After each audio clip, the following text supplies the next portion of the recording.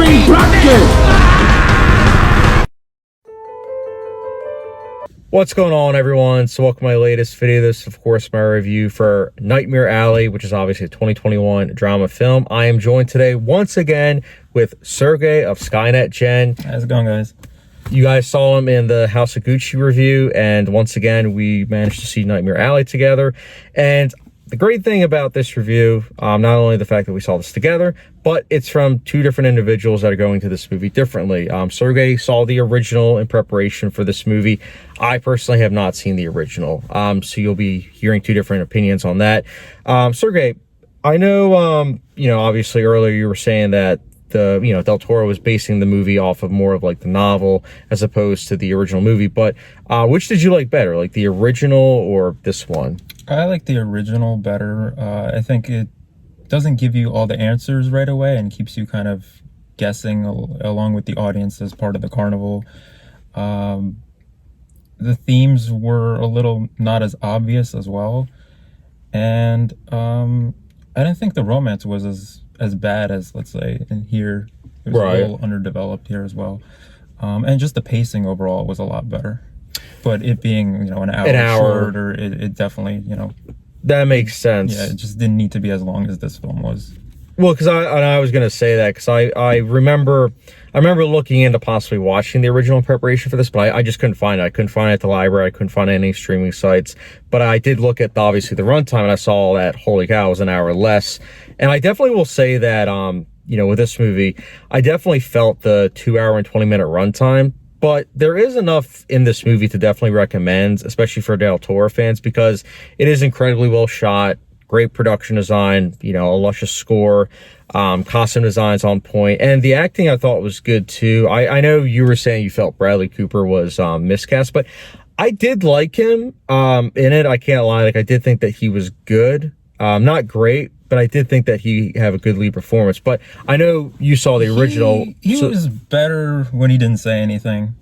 Like in the beginning of the movie, he's just very quiet, and I was like, oh, it's actually pretty good. And then once he started talking, I just didn't feel the chemistry with any of the characters. Like a Southern girl. With. Yeah, I can definitely understand that, honestly, though, because I did like early on that he was given kind of a different performance, a more almost like a Ryan Gosling-esque performance, like of Blade Runner 2049 or like Drive. So I definitely get that. And I also like the fact that we got to see side characters like William Dafoe, Toni Collette, Cate Blanchett. I mean, they didn't do anything really with them. They didn't, but it was still nice to see them on screen when they did come up. But I do agree that it did leave a lot to be desired. But the other thing is, I am just happy the fact that we kind of have a movie like this, because I feel like, we're watching this on the same night that Spider-Man No Way From Home came. And let me tell you, it was a super spreader event. It was very, very crowded. And I feel like it's a good counter program to a movie like that, because although we're both seeing it on Saturday,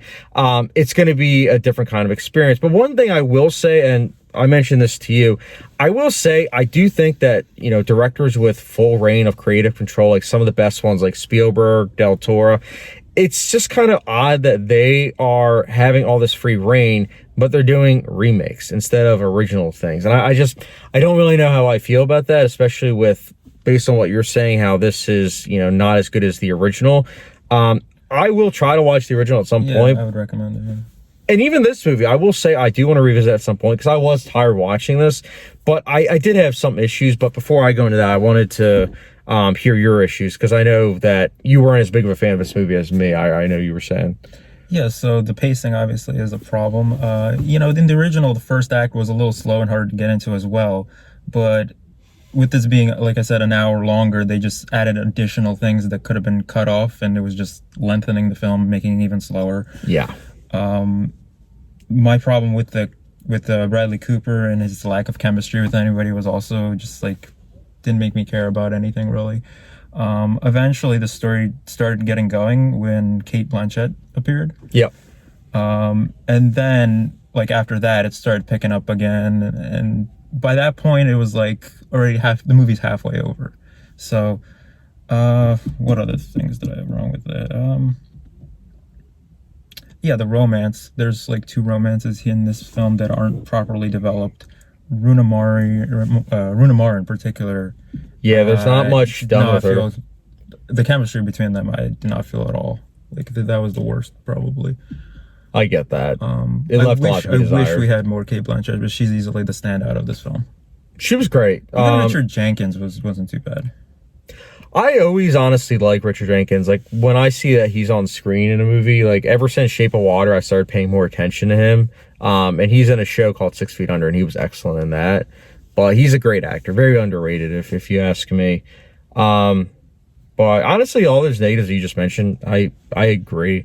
I think for me personally, I probably enjoyed this a bit more than you, simply just because I didn't watch the original. So it wasn't like, I know we both saw both West Side Stories, but it probably was a similar experience to that, where you're like, oh wow, I'm watching the same movie over again, just an hour this different. Was more of a reimagination rather than just copy and pasting what Spielberg did. Of like West Side Story. Oh, okay. That's fair. Like I said, I haven't seen the original, so I don't know. But yeah, I mean, overall, I was entertained, but I don't know if I'll remember this movie in a day or two. But I also know that I will try to revisit at some point, just because of the visual presentation, because of, obviously the cast. But also, again, I was tired. Like, this was a late night screening that we saw it, so I do want to give it like a benefit of a doubt as a second viewing. It's a slow burner for sure. But yes, especially the first half. Yeah, but it is a good looking movie, and I did like the score.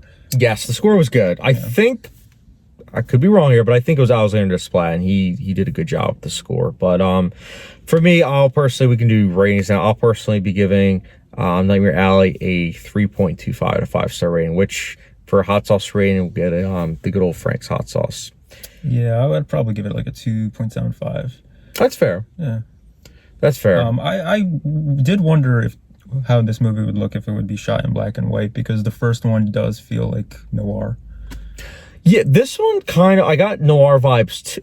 It was weird. It felt like a noir, but at the same time, it also felt like a romance, which I guess you could argue a noir does have that element, but this didn't. It was interesting. It was an interesting combination of genres for sure. But a 2.75 out of 5, I mean, that's fair. Not bad. I mean, it bored me at times, but I still like the presentation, like you said. It's nice to look at, definitely. You know what? I'm actually going to lower my rating. I'm giving it a 3 out of 5. Because I know that I'm going to think about it, and I'm going to be like, I'm going to give it a 3 out of 5. If it goes up, so be it. So, 3 out of 5. But yeah, I'll take your word for it. Not the best Del Toro film.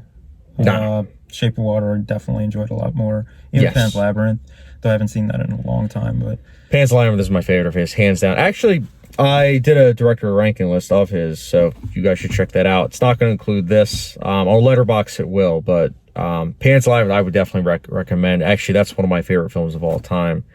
But is there anything else you wanted to add, sir? Yeah, I think one thing I missed on was how they treat the illusions in this film. I like more of the mystery that the first film did with that, where they didn't treat the audience like, I don't say that they were idiots or anything, but they wanted to stretch it out to kind of fool the audience a little bit more. Yeah, they showed it. Well, again, I didn't watch the original. They showed it like within the first 5-10 minutes, maybe. Yep. It was very apparent early on, like they were really showing. Like in the original, you're kind of like doubting whether they actually have superpowers or not, or like hypnosis. And here, right away, they're con artists. Interesting. Well, that just about wraps up. Sergey, thanks again for being on the channel. Great review per usual. Guys, I'm going to put the link down below for Sergey's channel, so you guys can subscribe, and then don't forget the subscription notification bell on my channel. And as always, guys, thank you very much for watching. We'll catch you guys later.